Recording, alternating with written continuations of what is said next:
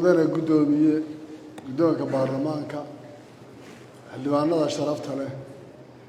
ee labada aqal dhammaan xubnaha kale reer wasiir iyo shacab odayaasha dhaqanka hooyooyinka dhalinyarada saxaafadda qof walba maqaamku leeyahay waan ku salaamayaa assalaamu calaykum waraxmatullaahi wabarakaatu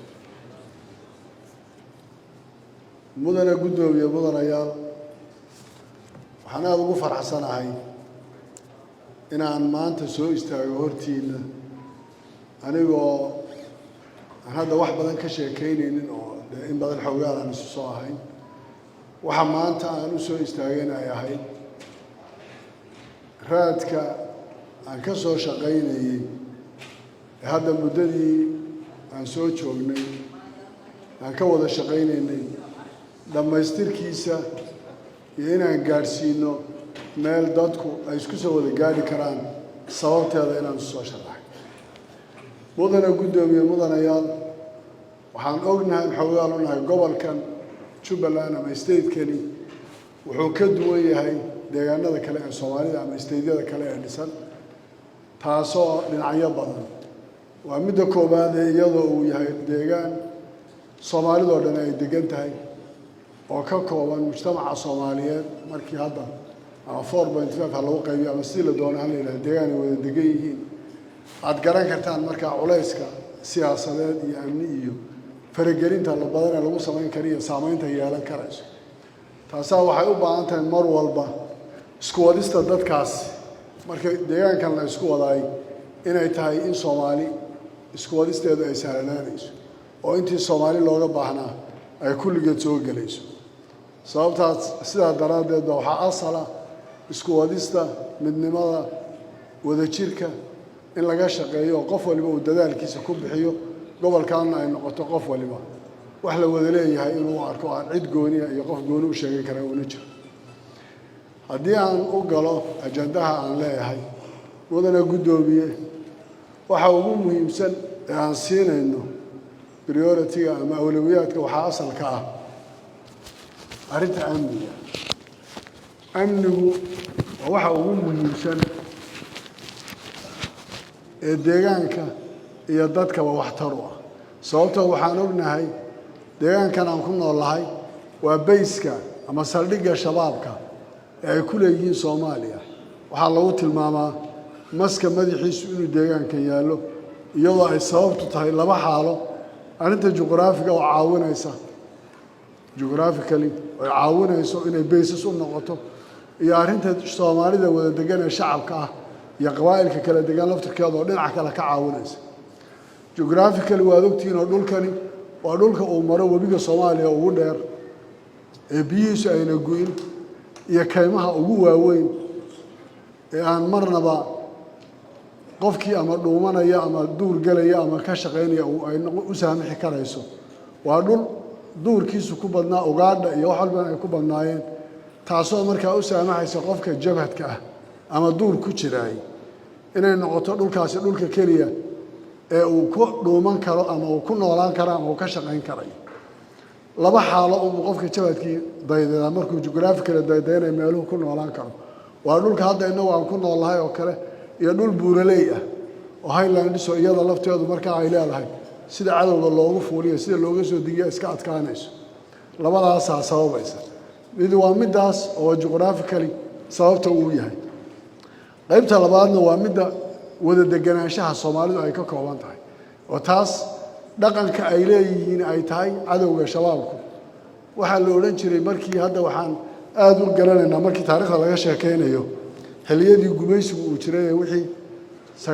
ka horreeyay lixdamaadkii intii ka horreysay waxaa la oran jiray falsafada gumaysigu waxay tahay waxa la yiraahdaa qayb iyo xukun macnaha taa looga jeedo waxay tahay in mujtamaca la iska hor keeno la isku diro si aad ugu dhex noolaato taa laftirkeedu markaa waxyaalaha uga faa'iideysta waxaa ka mid ah iyagoo hal qoys hadduu degan yahay meel hal qoys joogto wax la iskuma diri karayo laakiin mujtamacaan faraha badan fursad buu siinaya in la isku daro sidaa daraaddeed waxa ugu muhiimsan waxay tahay inaan xoojinno ciidamada iyo la dagaalanka iyo xoreynta shabaabka in deegaanada laga xoreeyo waxaan su'aalnay muddo badan baan hadda ka soo shaqaynaynay culays badan baan soo fuulay waxaan inta badan u tiiriyaa inta anagu aan bedel juhdi aan bixinayno wax badan isku daynay inaanan mar walba dawladda dhexe ka helin wixii aan uga baahnay laakiin anagu aan isku daynay inaan ka shaqeyno wixii amniga aan ka qaban karayno iyadoo ugu horeyso diyaar garowga ciidan in la helo diyaarsan oo tayo leh waxaan hadda muddadii u dambeysay aad ugu mashquulsanayn oo aan hadda rabnaa inaan sii laban laabno tirada ciidanka inaan badino tayeyntooda inaan badino inaan u helo qalabkooda iyo dhaqaalahooda mushaharkooda joogtada oo askariga labada caloolood ee uu leeyahay labadaba aan isku dayno in wax laga qabto ama ta qoriga ha noqoto ama ta isaga noloshiisa ha noqotee taasina haddii aan isku filaansho gaadhno oo aan annagu ka kaaftoono oo aan ciidan xoog la dhisano aan kari karayno markaa inaan samayn karno tallaabooyinka aan doonno aan qaadi karayno iyadana ay tahay hadda wixii waqtigeeda ugu dambeysana aan mashquul ku ahayn haddana aan rajaynayo inaan arrintaas howlgalkana isku tashanno barnaamijka ciidankana aan tallaabooyin cadcad doonayno inaan ka qaadno annagoo marka ugu horeysa bannaynayna bal dhabarka aan leenahay oo ha noqoto inaan deegaanada gudaha hadda xorta isu furfuro oo aan deegaanada dib isugu furno kabacdina aan u soo jeesano culayska marba istaraatiijiyan meesha ay naga gaadhayso inaan deegaanada shabaabka gacantiisa ku jira ee webiga ku teedsan ee maska madaxiisu yaallo oo caasimaddii ay kow ka tahay inaan isku dayno sida ugu dhaqsaha badan muddo aan sanad ka badnayn ama sanad iyo badh inaan isku dayno deegaanadaas inaan ku tagno iyadoo aanan marna ka quusanaynin ama dawlad Soomaaliyeed ha noqoto ama cid kastoo naga caawinaysa saaxiibada kale ha noqoto inaan wixii weydiisano laakiin isku tashi aan samaynayna haddii ilaahay yidhaahdo haddii aan ciidankana kordhino tayadiisana aan kordhino waxaan is leeyahay hawshaasi sida aan haddaba tallaabooyinkan qaadayno aan u samaynayno inaan tallaabooyinkaas aan qaadayno haddii amniga gudahana ay noqoto markaa inaan iyadana ciidamada loogu talagalay ay shaqeeyaan oo ay noqoto system dawladnimo haddaan boolis jirin iyo sirdoon iyo dad ka dhex shaqa waayo hadda sirdoonku wuxuu muhiim ku noqday waxa xogta aan kala raadinayno ama aan kula dagaalamayno waa niman shabaab la yidhaahdo haddaanan xogtooda markaa mar walba la soconina wax ka qabashada amniga wax badan baa halaabaya marka in ciidamada ka shaqeynaya magaalooyinka marka laga soo tago kuwa xoreynta ku jira ama ha noqoto daraawiishta ama ha noqoto ciidamada kale soo raaci karaya inaan xoojino kuwa gudaha ka shaqeynaya si aan xogta u helo si aan amniga qofka loo sugo si ay u helaan shacabka damaanad inay ku noolaan karaan meelaha ay ku nool yihiin si xora waxaa guul noo ah Jubbaland kama mid aha meelaha ay beeluhu hubaysan yihiin oo ma jiraan beelo hubaysan oo hub badan haysta oo iyagu amniga dhib ku keeni karaya laakiin haddii dadka mar walba siyaasad iyo si kale aan lagu kala qaybinin tallaabooyinka hore loo wadi karaa dhibka ugu badan laakiin waxa weeye marka qof siyaasi ama qof danaysanaya uu si hala kale usoo dhexgalo way iska fududaanaysaa in saameyn lagu yeesho marka taana in laga taxadaro dadka laga wacyigeliyo arrinta amniga gudahana ay noqoto waxaa muhiimadda noo leh ee aan rabno inaan hadda xoojinno oo aan sii laban laabno xasiloonida siyaasadeed iyo wadajirka ummadda reer Jubbaland waxyaalaha ugu muhiimsan waxaa kow ka ah ummadda reer Jubbaland sidaan hore u sheegayay oo dadka kala duwan inay helaan xasilooni siyaasadeed in wadajirkooda iyo isku duubnidooda ay jirto inaynan noqonin maanta Axmed baa bridge shalay joogay hadduu maanta ka taga maxay ku dambeynaysaa ay noqoto raad la yaqaano oo maanta qofka ani iga dambeeyay aan garanayna sida ay ku soconayso istaraatiijiyada uu qaadanayo dadkana aan khilaaf iyo muran keenaynin dadkan isku wadistiisu ay macnaha ugu badan in sameynayso isku wadista bulshada kala duwan waa isku mid Soomaaliya laakiin nooca qabiilka hadda la ugu qaybiyo ku kala waxaysan in laga shaqeeyo xasilooni siyaasadeed oo aan mar walba dhibaato iyo buuq laga sameynaynin iyo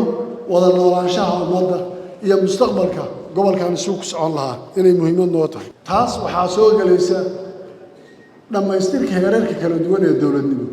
weli waxaan ku taaganahay degmooyin la magacaabaya maamul xasiloonida siyaasadda waxaa kow ka ah deegaan waliba si uu horumarkiisa u gaaro loogu tartamo in loo dhiso golayaal deegaan oo isa soo doorta oo qofkan guddoomiyaha ee Meetex Ismaaciil laga magacaabay loo magacaabay luuq ayna noqonin nin ka sugaya amar ama gabadh ka sugaysa amar oo shaqadiisa halka ku xidhan tahay ay noqoto qof councilkaas la soo doortay iyagu isaga iska doortay inay berina la xisaabtami karaan odayaashii deegaanka cuqaashii waxgaradkii qofkana shaqadiisa lagula xisaabtami karo deegaan laakiin qofku hadduu ku xidho in meel laga soo magacaabay xisaabtankiisa uu iska yaraanaya hadduu doono been buu u soo sheegaya marka golayaasha deegaanka inaan dhisno waxay ka mid tahay waxa ugu horeeya xasiloonida siyaasadeed taasoo aan ku gaarayna haddana xoreynta markii aan ka baxno inaan samayno doorasho qof iyo coda oo midda dowladda federaalka inay siyaasadda ka dhigayso annagana siyaasadda noo ah oo aan ka dhigno qofka muwaadinka ee soomaaligii inuu codkiisana bulshada ka raadiyo aan kana shaqayno laakiin ay ka horeyso inaan la dagaalano shabaabka deegaanada aan xoreyno inta aan gaari karayno golayaasha deegaanadana aan dhisno kabacdina iyaga laftooda aan ka bilowno haddana doorashadii qof iyo cod iyo sidii loo samayn lahaa sii wadista dib u heshiisiinta dalka iyo stateka waxaan aada ugu qanacsanahay deegaanka soomaalida kala duwan ay jirto inuu yahay deegaanka qabaa'ilka isku dhaca qabaa'ilka uu ugu yaryahay oo maanta aan la odhan karaynin qabaa'illo dhowrkii sane hadda u dambeeyey waxaan u malaynayaa isku dhac yar oo koonfurta kismaayo mar ka dhacay iyo luuq arrin hadda ka taagnayd labadaasaa jirta wax beelo magacood sheeganaya isku dhacu ka yimid taa waxaan doonaynaa inaan uga gudubno sababtoo dadku hadday cadaalad helaan la dhex galo arrintooda dib u heshiisiin loo sameeyo lagu dhex jiro dadku ma samaynayaan marka taa inaan ka shaqayno dib u heshiisiinta inaan wadno dadka aan isu keenno aan ka wada shaqayno mujtamacaas inaan cid isku dirin waxa ugu badan ee isku diraya shabaabna ha noqoto qoryaha ay isugu dhiibayaan qof walba waa la hubay waxaa laleeyahay socaadu taa markaa inaan ka gudubno waxa asal u ah inaan ummadeenna dib u heshiisiin iyo wacyigelin u samayno roolka culimada iyo waxgaradka iyo cuqaasha odayaasha dhaqanku ay noqoto mid cad oo la wada ogyahay oo ka shaqeeyaan sare u qaadista tayeynta adeega asaasiga ah ee hay-adaha dowladda garsoorka ugu muhiimsan haddii garsoor la waayo wax kaloo la tayeyn karaa ma jiro garsoorku waa saddexda awood dowladeed ee xeer dejinta iyo garsoorka iyo fulinta waa hay-ad madax bannaan garsoorku hadduu qofku cadaalad waayo oo garsoor waayo waxaa adkaanaysa waxa uu ka shaqaynaya macnaha uu yeelanayo sidaa daraaddeed waxaan rabnaa inaan garsoorka sii xoojinno sida uu hadda yahay si ka badan aan uga sii shaqayno iyadoo adeegga garsoorku uu shaqeeyo oo maanta aad ogeydeen gobolka gedo garsoorkiisii in loo bandhigay la soo xulay iyadoo wax siyaasadoo interfeer ku samaynaysa aynay jirin qofka aqoontiisa iyo soo dalbashadiisana ay noqotay midda ugu muhiimsan oo garsoorka aan waxayno waxbarashadu waa shay asaasi ah waxbarashadu waa waxa qofka nolosha lafteeda u dhadhamin karaya jahligu qofna meel ma geeyo ilmaheennu maanta hadday suuqa iskaga daadsanaadaan oo dayacnaadaan way baaba'ayaan waxbarashadu waxyaalahaan rabno inaan culays ka saarno weli waxaa nagu rafanaysa markii dowladdii dhexe ay burburtay waxaa timid waxa la yidhaahdo NGO iyo private sector wixii la wareegay sida waxbarashada iyo caafimaadka iyo in laga soo wareejiyo oo ay noqoto wax dowladdu ay maamulayso si loo dhimo dhaqaalaha la qaadayo iyo tayeynta waxbarashada labada sababtoo ah haddii hadda loo daayo private sectorkii waxaad arkaysaa hal sano gudihii qofku secondary-ga form 1 form 2 form 3 form 4 inuu kaga baxay oo shahaado uu ku qaatay baa la arkaya sidaa daraaddeed waxaan rabnaa inaan waxbarashada tayeyno oo manhaj midaysan ay noqoto oo manhajkaasina dowladdu ay gacanta ku hayso iskuullada si loo yareeyo kharashaadka ku baxaya iyo ayna u badato kontaroolka waxbarashadu meel fiican bay maraysaa waxaan rajeynayaa inaan dhammaystiro arrintaas caafimaadka oo ah lafdhabarka mujtamacu ay leeyihiin inaan isku dayno oo ka shaqayno hadda muddadan soo socota inaan badinno isbitaallada iyo goobaha adeega caafimaadka taasoo macnaheedu uu samaynayo markaa mujtamaca inaan gaadhsiino qof waliba inuu caafimaadkiisa uu heli karo oo adeeg caafimaad oo wax ka heli karo uu helo waxaa arrintaa culays uu ka jiraa dawada dadka la siinayaa ka dhib badan waayo annagu ma lihin maanta asbiimana ma lihin quality controlkaan samaynana uma diyaarsana qarannimadii soomaaliya oo dhanna waxaa beddelaya waxaa suuqa midoo lagu samaynayo caafimaadku markaa waa shay waayo waa naftii waa noloshii qofka nolosha qofkan haddaad kiniinka la siinaya uu tamaashiiriya oo waxa la soo duuduubaya ay feeg tahay oo dhibaatada jirta ay noocaas tahay waa mid mushkilad ku ah shacabka iyo mushkiladda arrinta caafimaadka inaan wax badan ka bedelo arrinta kobcinta dakhliga iyo dhaqaalaha gobolkani waxaa lagu tilmaami jiray food basket of Somalia waad ogtihiin waqtiyadii ugu dambeysay 80skii wasaaradda loo sameeyay gobolka wasaaradda horumarinta dooxada Jubbaland waxa looga jeedayna waxay potentialka ay tahay iyo sida wax soo saarkeedu yahay bal in Soomaaliya ay qoodiso oo laga sameeyo arrintaasi shabaabka xoreyntiisa markii laga soo tago waxaan doonaynaa gobolkani taariikhdii uu lahaa dib ugu soo noqdo oo ay noqoto wax soo saarkiisii warshadihii beerihii maanta fatahaadaha dhacay waxay noqotay moos in laga waayo Kismaayo mooska Kismaayo laga waayo xagee laga helayaa marka oo noqoto in gaaris laga keeno iyo baraha laga soo saaro dooyin ayna keentay arrinta isbeddelka cimilada ay keentay waan geli doonaa arrintaas marka inaan xoojino beeraha iyo kalluumaysiga oo aan hayno xeebta ugu dheer iyo xoolihii oo baaba'ay gobolkan wuxuu caan ku ahaa maalan Jubbaland gaar ahaan saddexda xoolo geela iyo lo'da iyo ariga weliba lo'da ay ahayd meesha Soomaaliya ugu badan gaar ahaan gobolka Jubbada Hoose maanta ma jirto laba sababood baa mid waa isbeddelka cimilada ku yimid oo dhulkii ay ku nooleed iyo wax badan iska bedeleen iyo abaaraha dhacay midna waa sidaan hadda sheegay hay'adaha iyo waxaan meel baceel iyo war iyo intii laga qoday daaqsintii ay baabaaday xanuunadii iyo cudurradii iyo raqtirkiina ay bateen taa waxaan rabnaa marka arrintaas inaan sida ay tahay wal kobcinta dhaqaalaha aan dib ugu noqono oo aan isku dayno inaan xoolihiina deegaanadoodii la saxo weliba sida ay raacdintu kala ahayd hadday noqoto geela iyo lo'da iyo arig iyo lo'da way isqaataan laakiin geela oo kale uu ka duwan yahay in xataa la yidhaahdo deegaanada saas oo kale lo'da oo kale iyo ariga iyo saa xoolaha nugulka la yidhaahdo inaan isku dayno bal inaan wixii ayna isku baabi'in oo qaabka aan u samayn haddii markaa aan beerihii ka shaqayno kalluumaysiga maanta waxaan haysanaa dhul xeeb aada u dheer waxaan leenahay jasiirado waa dhul aada potential ugu ah kalluumaysiga dadkeennu ay cunaan lagu tuumo weliba dadka kalluumaystada ugu badan deegaankeena ay kasoo jeedaan ani markaan kalluunka ku jiray baxaarida loo qaato bari iyo mudug galmudug iyo loo qaado waxaa laga qaadaa jasiiradaha wax soo saarka loo qaadanayo intii ay ka soo shaqaystaan si dadka khaliijka aadi jiray 70skii ay soo noqonayeen taa marka inaan annagu ka shaqayno deegaankana barnaamijkan culays ka saaro dardargelinta dhismaha wadooyinka oo ah shay iyaduna ugu muhiimsan dayactirka garoomada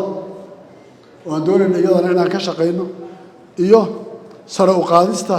hanaanka adeega bixinta ee dekedaha ay ku shaqeeyaan maalan dekedan oo kale inaan bal iyo buurgaabo oo kale dekedeeda oo kale inaan ka shaqayno inaan adeeg bixinta iyo dekedaha gaar ahaan qaarkood waxaa loo khasisi karaa dekeda kalluumaysiga waxaan rajaynayaa waxa ugu muhiimsan inay tahay waxaan doonayaa Jubbaland oo xal waara laga gaaro oo nabad ahaata oo berri qof waliba ay noqoto inaan la oran hebel baa xukumayay uu ka tago sidan ay noqoto mid aan sidaa uga wada shaqaynayno waxaan ku soo koobayaa arrinta dowladda federaalka waxaa jira qodobo aan isku haynin laakiin waxaan diyaar u nahay haddii aad i doorataan mudane guddoomiye xildhibaan inaan isku dayayo bal inaan dowladda federaalka ka wada shaqayno dib ugu soo noqono miis wada hadal taasoo keenaysa inaan waxa dalka iyo danta u ah aan ka wada shaqayno waxaan ka codsanayaa dowladda federaalka inay garato waddankan sii jiritaankiisa iyo wada socodkiisa danta ku jirta iyo waxa aan doonayno inaan ka shaqaynaay inaan ummadda aan ka turjumayno danteeda ay tahay ee masaalix shakhsi aanaan meesha ka haysan taana waqtigeeda waan ka wada hadli doonaa waxaan rajaynayaa haddaad ay doorataan inaan hawshaas siday tahay u geli doono anigoo midnimada Soomaaliya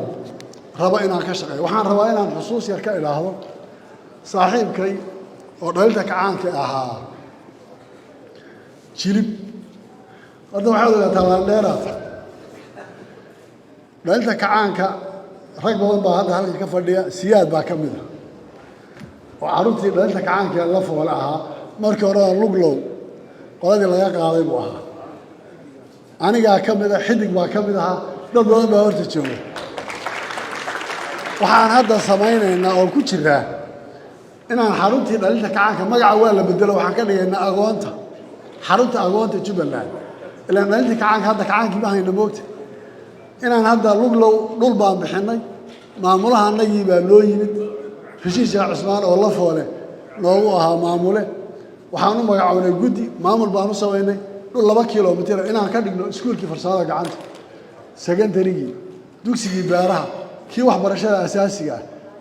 naas tii carruurta yaryar ee rawdada